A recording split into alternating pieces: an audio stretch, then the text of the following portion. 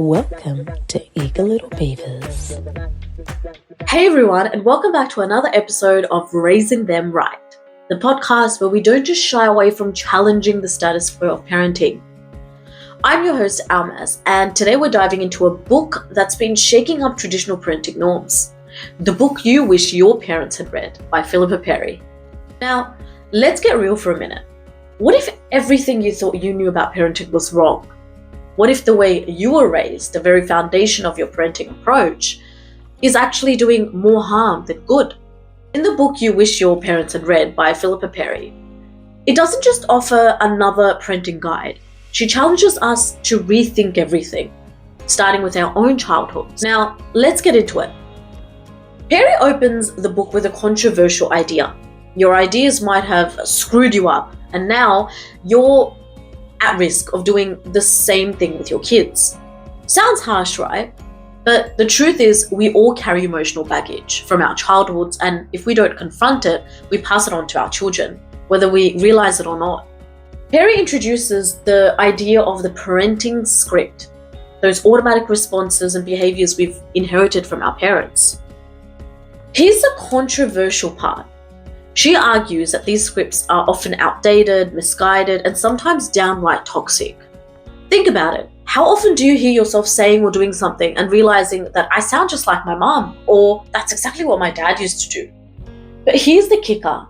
Perry isn't just asking us to notice these scripts. She's telling us to rewrite them. She's challenging us to reject parts of our upbringing that don't serve us or our children, because it means acknowledging our parents, despite their best intentions, might have gotten it wrong. And if we don't change it, we're bound to make the same mistakes. One of the most controversial points Perry makes is that behavior isn't the problem. Our reactions to it are. Let that sink in for a moment. We've been conditioned to focus on correcting our children's behavior, to discipline them into compliance. But Perry flips the script. She suggests that instead of trying to control our children's behavior, we should be more concerned with understanding the emotions driving it. For many of us, the idea is radical. We've been taught that good parenting means setting firm boundaries and enforcing rules. But Perry asks us to consider this. What if those boundaries and rules are more about making our lives easier than what's about for their children? For many of us, what if by focusing on the relationship rather than the behavior, we could actually help our children become more emotionally intelligent, resilient, and secure? Another bold claim Perry suggests is the myth of the perfect parent. Now, I've talked about the perfect parent myth millions of times in many of my podcasts. The truth is, it doesn't exist. We've been bombarded with messages that tell us the need for us to be perfect all the time, that we need to have all the answers, and that any misstep could ruin our kids. But Perry calls out this perfectionism for what it is, a lie. She argues that striving for perfection not only sets up us for failure, but also creates a rigid, stressful environment for our children. Now, here's where it gets a little uncomfortable. Perry suggests that it's actually our mistakes, our vulnerabilities, and our imperfections that can make us better parents. Why? Because when we acknowledge our own flaws, apologize, and show our children how to recover, we teach them resilience, empathy, and accountability.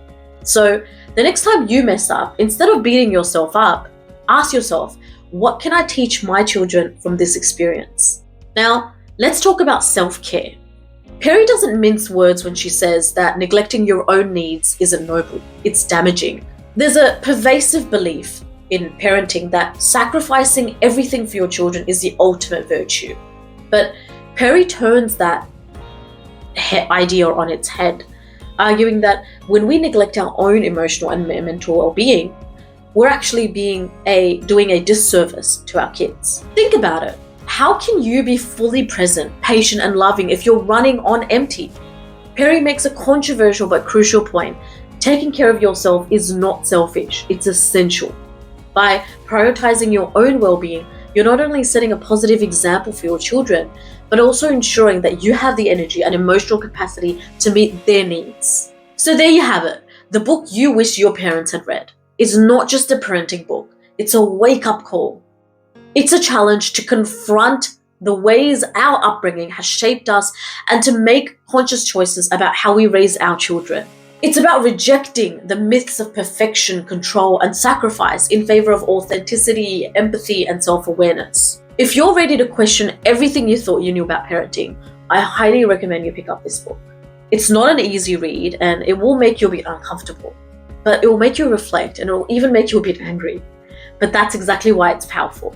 Thank you for joining me here today on Raising Them Right. And if this episode makes you think, if it's challenged your assumptions, or if it's just plain pissed you off, that's good. That's the first step towards change. If you enjoyed today's discussion, please subscribe, leave a comment below, and share it with your fellow parents. Remember, the best way to raise our children right is to start with raising ourselves. Until next time, stay bold, stay reflective, and keep parenting. Good luck.